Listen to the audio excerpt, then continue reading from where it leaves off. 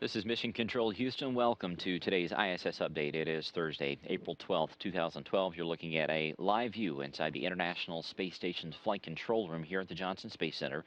This is the Orbit 2 team here inside Mission Control. Today's flight director is Ed Van Cise. He is sitting there at the middle console. The Capcom today is Jeremy Hansen. The Expedition 30 crew on board the International Space Station has quite a busy day today, as they have most days working on research activity and different types of maintenance work. This is a live view. Commander of Expedition 30, Dan Burbank, on board the station. He's been removing and replacing a pump separator in the waste and hygiene compartment. This is taking up the majority of his day.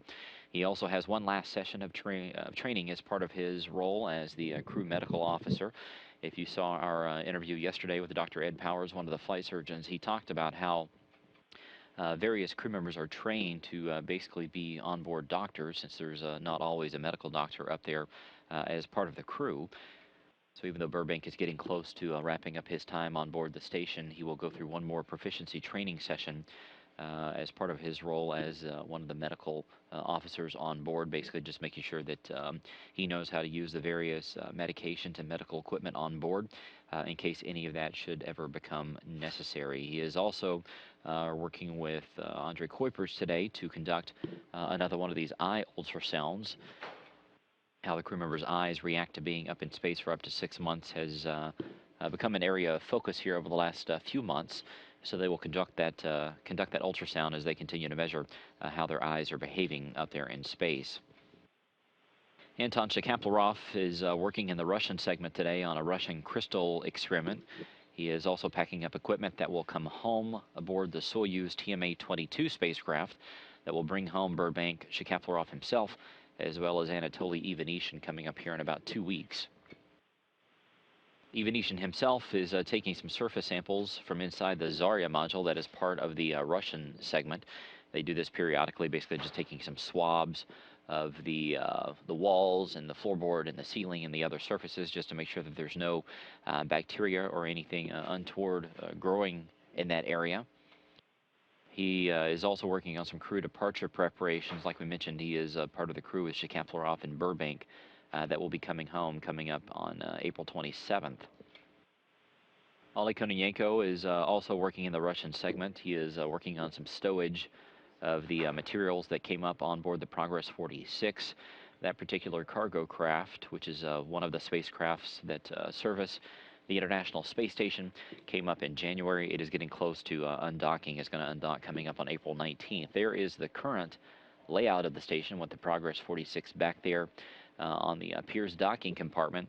It brought up about a little bit less than 3 tons of supplies for the crew back a few months ago. There is quite a significant amount of activity that has to be done using the station's inventory management system. Basically just taking the barcodes that come up with the materials that come up on the Progress, and also the ATV-3, which you see there back in the back, the automated transfer vehicle.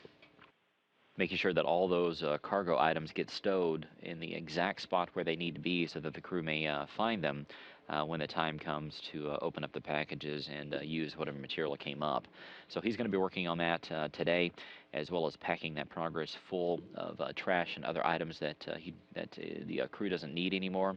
As we mentioned, the undocking coming up on April 19th. That will take place at 6:03 a.m. Central Time, 7:03 a.m. Eastern Time. Of course, we'll have video highlights of that coming up here on NASA TV on that day. And finally, Andre Kuipers and Don Pettit working today as they have all week long on training for the upcoming SpaceX mission. They started that on Monday. They started about 2 weeks worth of training activity using the robotic workstation that is inside the Destiny laboratory.